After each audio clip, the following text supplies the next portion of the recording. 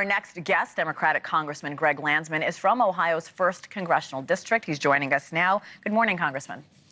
Good morning. I want to dive a little into the federal job numbers in your state, the great state of Ohio. They work within a dozen agencies, from everything to the Veterans Administration to NASA. So talk about how these layoffs could impact your district specifically. So they'll impact the district in really disastrous ways. I mean, one, most districts have thousands, if not tens of thousands of federal employees. 85% of federal employees live outside of D.C. So they're in our communities, and they provide services that we rely on, including paying your taxes or accessing benefits that you've earned. And the mass layoffs that the president and Elon Musk are pursuing indiscriminately, right? They're just going after people.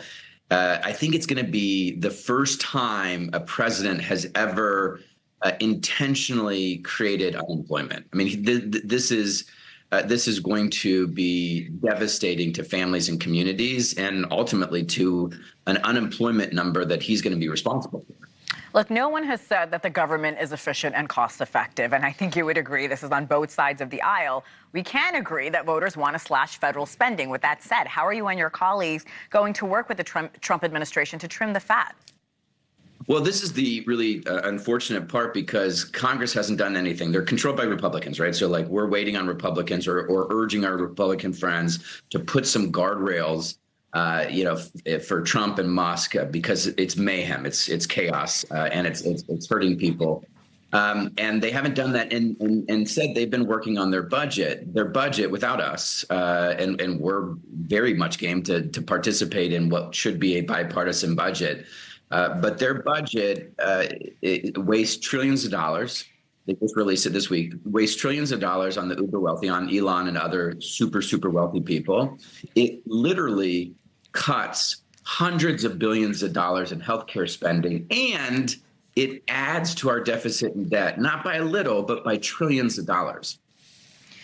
I follow your account on X, and you mentioned Elon Musk. You've also signed on to the Nobody Elected Elon Musk Act. Now, this legislation, for our viewers, would ensure Elon Musk or anyone in charge of DOGE is liable for claims against the federal government. Trump says Musk is helping to find government waste. Here's a little bit of what he said on that.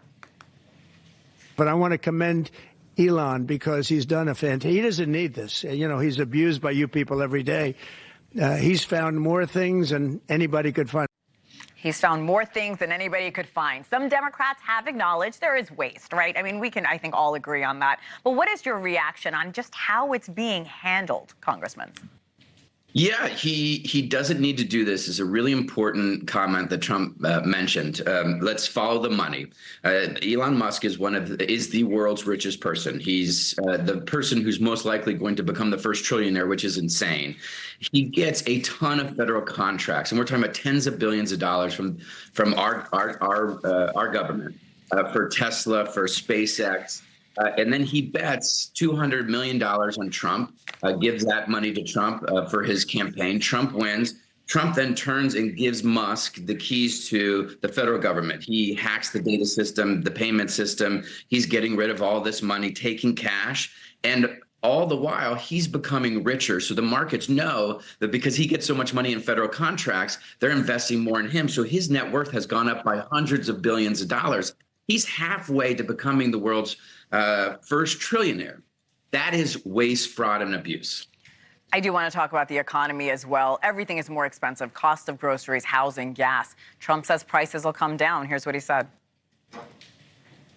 Oh, I think what's going to go up is jobs are going to go up, and prices could go up somewhat short term, but prices will also go down. What do you want to see done to help the pocketbooks of your constituents? Yeah, I mean, literally, again, he's the first president ever to create unemployment by purging the federal government and laying off tens of thousands of people.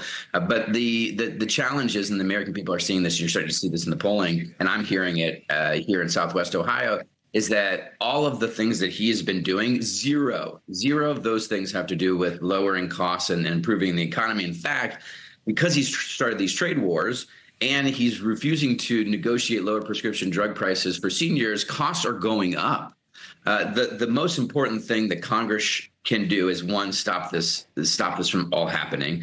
But ultimately, we have to fix this economy, and that's fixing the tax code, making sure that the super wealthy pay all their taxes, that we're investing in tax relief for everybody else, working people, the middle class, small businesses, so they can pay all their bills. And we are investing in the things that they need, like childcare and housing and healthcare, and negotiating lower prices and holding these companies accountable for price gouging. That's what the American people want. After economy, and this goes for your state as well, immigration was a top issue. We're seeing Americans largely approve Trump's immigration crackdown. You have said openly people want border security. How will you work with the Trump administration when it comes to immigration? Yeah, my issue right now is that it's not durable border security. Everything he's done has been temporary.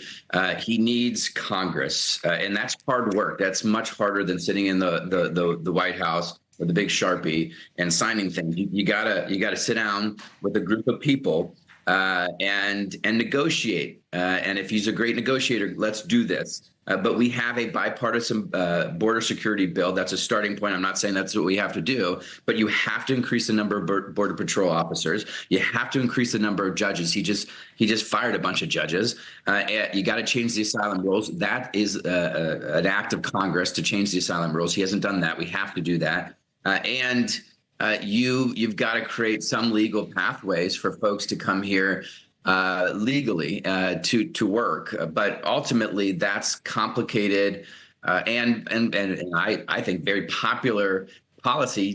He's got to come to Congress and do it.